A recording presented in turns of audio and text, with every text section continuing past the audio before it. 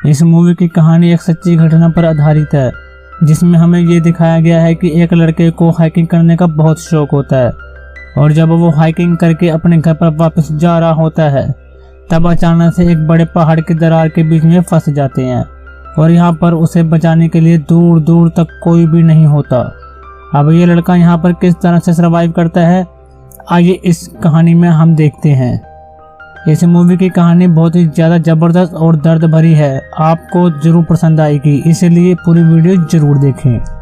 तो मूवी की स्टार्टिंग होती है और हमें एक एरन नाम के लड़के को दिखाया जाता है जिसे हाइकिंग का बहुत शौक होता है। एक दिन एरन हाइकिंग के लिए एक ऐसी जगह पर जाता है जहाँ पर बहुत ही कम लोग आते हैं। दरअसल यह जगह काफ़ी ज़्यादा वीरान होती है। अब हाइकिंग करते समय यहाँ पर एरन को दो लड़कियाँ मिलती हैं जो अपना रास्ता भटक गई थी। एरन उन लड़कियों को यहाँ से बाहर निकालने का सही रास्ता बताता है और खुद भी घर वापस जाने के लिए उनके साथ ही निकल पड़ता है। अब थोड़ी दूर आगे जाने के बाद एरन बोलता है कि यहाँ से बाहर जाने के लिए एक और रास्ता निकलता है जहाँ से अगर तुम जाओगे तो तुम्हें बहुत मजा आएगा। अब यह तीनों इस पहाड़ी वाले रास्ते से आगे बढ़ते हैं। तभी थोड़ा सा आगे जाने पर एरन नीचे कूद जाता है। ये देखकर ये दोनों लड़कियां बहुत घबरा जाती हैं, लेकिन नीचे से एरन की आवाज़ आती है कि तुम दोनों भी एक एक करके नीचे कूद जाओ। यहाँ पर नहाने के लिए एक बहुत सुंदर तालाब है। इसके बाद एक एक करके ये दोनों लड़कियां नीचे कूद जाती हैं। अब नीचे कूदने के बाद इस तालाब को देखने के बाद ये दोनों ही लड़कियां बहुत खुश होती हैं। यहाँ पर ये काफ़ी देर एंजॉय करते हैं और फिर चले जाते हैं। एरन इन दोनों लड़कियों के साथ एक सेल्फी लेते हैं और कहते हैं कि हम दोबारा कब मिलेंगे। इनमें से एक लड़की कहती है कि कल शाम को हमारे घर में एक पार्टी है, अगर तुम चाहो तो पार्टी में आ सकते हो। एरन कहता है कि चलो ठीक है, कल शाम को पार्टी में मिलते हैं और फिर ये अपने अपने घर के लिए निकल पड़ते हैं। इसके बाद दिखाया जाता है कि एरन इन खतरनाक रास्तों को काफ़ी एंजॉय करते हुए आगे बढ़ रहा होता है, लेकिन एक छोटी सी लापरवाही की वजह से उसका पैर फिसल जाता है और वो नीचे गिरने लगता है। अपने आप को बचाने के लिए वो एक पत्थर को पकड़ लेता है, लेकिन वो पत्थर भी उसके साथ साथ नीचे ही फिसलने लगता है। अब एक जगह पर एरन आकर रुक जाता है, लेकिन जिस पत्थर का एरन ने सहारा लिया था वो पत्थर उसके हाथ पर गिर जाता है, जिस वजह से उसका हाथ उस बड़े से पत्थर के नीचे फंस जाता है। अब एरन अपने हाथ को वहां से बाहर निकालने की बहुत कोशिश करता है, लेकिन उसका हाथ उस बड़े से पत्थर के नीचे दब गया था, जिस वजह से वह अपने हाथ को वहां से बाहर नहीं निकाल पाता। एरन बहुत कोशिश करता है और बहुत जोर लगाता है, लेकिन वो अपना हाथ उस पत्थर के नीचे से नहीं निकाल पाता। अब एरन समझ जाता है कि वो किसी और की मदद के बिना अपना हाथ यहाँ से बाहर नहीं निकाल सकता, इसीलिए वो उन दोनों लड़कियों को, मतलब कि क्रिस्टी और मेगन को, जोर जोर से आवाज लगाने लगता है। लेकिन एरन जिस जगह पर फंसा था वो एक पहाड़ की दरार होती है, जिस वजह से उसकी आवाज बाहर नहीं निकल पाती, मतलब कि क्रिस्टी और मेगन तक उसकी आवाज नहीं पहुंच पाती। और वैसे भी जी एक ऐसी जगह होती है जहां पर इंसान बहुत कम आते हैं, इसलिए एरन अपने बैग से सभी जरूरी सामान बाहर निकाल लेता है, क्योंकि वो जानता है कि यहाँ पर मदद मिलना बहुत मुश्किल है और पता नहीं कितने दिनों तक यहाँ पर उसे सरवाइव करना पड़ सकता है। इसके बाद दिखाया जाता है कि एरन के बैग में कई तरह का सामान होता है जिसे वो हाइकिंग के समय अपने साथ लेकर जाया करता था। अब इस सामान में से उसके पास एक चाकू भी होता है और वो सोचता है कि इस चाकू की मदद से धीरे धीरे इस पत्थर को मैं काट सकता हूँ, और वो करता भी ऐसा ही है। लेकिन वो पत्थर इतना बड़ा और इतना मजबूत होता है कि उस चाकू से थोड़ा सा भी पत्थर नहीं काट पाता। इसके थोड़ी देर बाद रात हो जाती है और एरन निराशाजनक इस पत्थर से अपना हाथ बाहर निकालने की उम्मीद भी छोड़ देता है। इसके बाद अगले दिन एरन अपने कैमरे से अपनी खुद की वीडियो रिकॉर्ड करने लगता है, जिसमें वो कहता है कि मैं पिछले 25 घंटों से यहाँ पर फंसा हूँ और इस बारे में किसी को भी नहीं पता, क्योंकि मैं किसी को बताकर भी नहीं आया हूँ। वो ये भी बताता है कि उसके पास खाना और पानी बहुत ही जल्दी ख़त्म होने वाला है। अब कुछ देर के बाद फिर से रात हो जाती है। उसके पास जो थोड़ा सा पानी और खाना बचा था उसे खा लेता है। उसे याद आता है कि आज रात उसे क्रिस्टी और मेगन की पार्टी में जाना था और वो उस पार्टी को इमेजिन करने लगता है।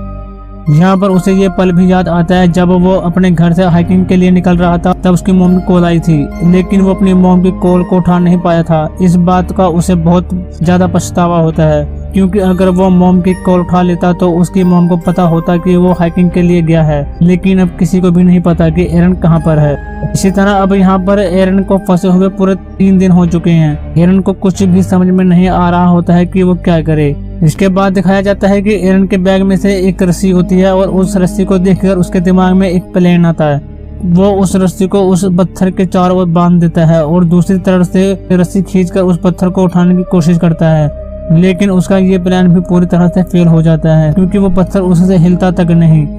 दरअसल वो पत्थर काफी बड़ा और भारी होता है और ऊपर से नीचे गिरने की वजह से पहाड़ की दरार में फंसा हुआ है। अब एरन बहुत ज्यादा निराश हो जाता है और उसकी जो भी आखिरी उम्मीद होती है वो भी टूट जाती है।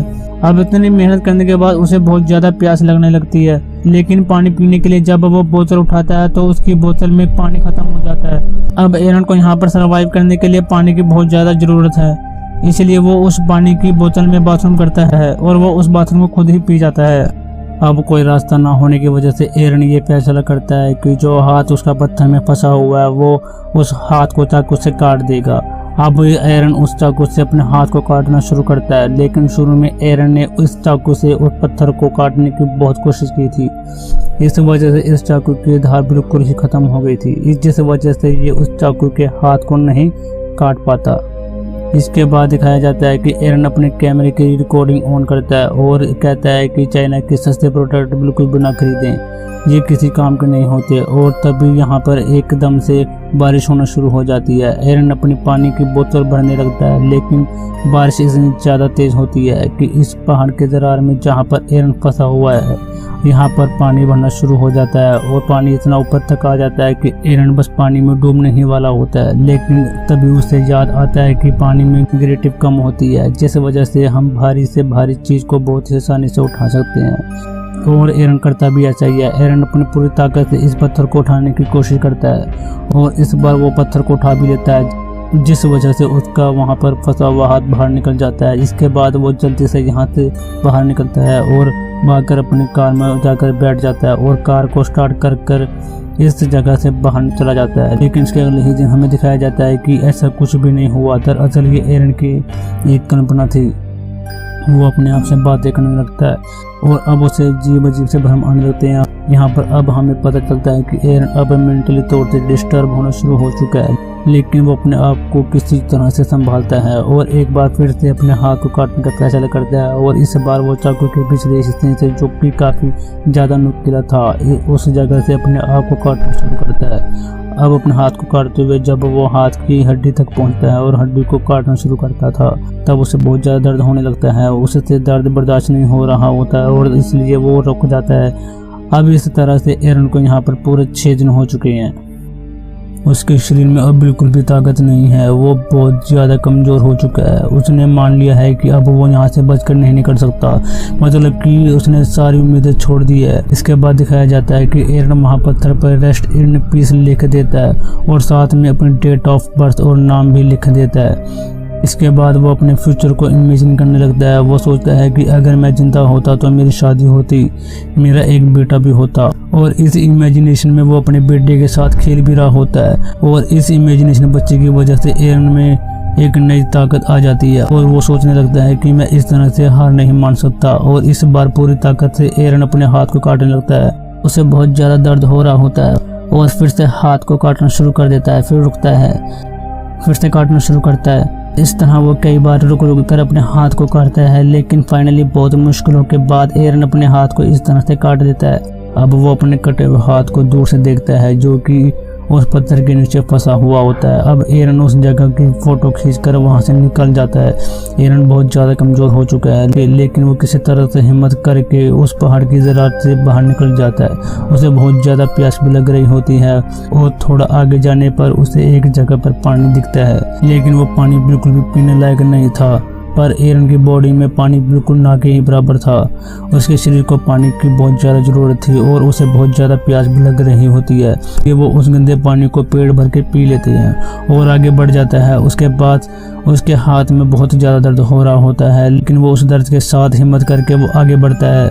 अब काफ़ी देर आगे जाने के बाद उसे सामने से आती हुई एक फैमिली दिखती है। एरन हिम्मत करके उन्हें आवाज़ लगाता है और उनके पास जाकर गिर जाता है। अब वो फैमिली एरन की ऐसी हालत देखकर नेशनल पार्क की सिक्योरिटी को इन्फॉर्म करते हैं और तुरंत नेशनल पार्क की सिक्योरिटी वहां पर आ जाती है और एक हेलीकॉप्टर के द्वारा एरन को हॉस्पिटल पहुंचाया जाता है, जिस वजह से एरन की जान बच जाती है। इसके बाद हमें मूवी के आखिरी में रियल एरन की फोटो दिखाई जाती है। एरन 3 साल बाद शादी कर लेते हैं और उनका एक बेबी बॉय भी है। जैसा कि उन्होंने विजन में देखा था। एरन ने अभी भी हाइकिंग करना नहीं छोड़ा है, लेकिन अब जब भी वो हाइकिंग के लिए जाते हैं तो पीछे अपनी फैमिली के लिए एक नोट लिख कर जाते हैं। इसी के साथ ही मूवी कहीं पर ख़त्म हो जाती है। आपको यह मूवी कैसी लगी हमें कमेंट बॉक्स में ज़रूर बताएं, और एक ऐसे मज़ेदार इंटरेस्टिंग वीडियोस के लिए चैनल को सब्सक्राइब और वीडियो को लाइक जरूर करें। धन्यवाद।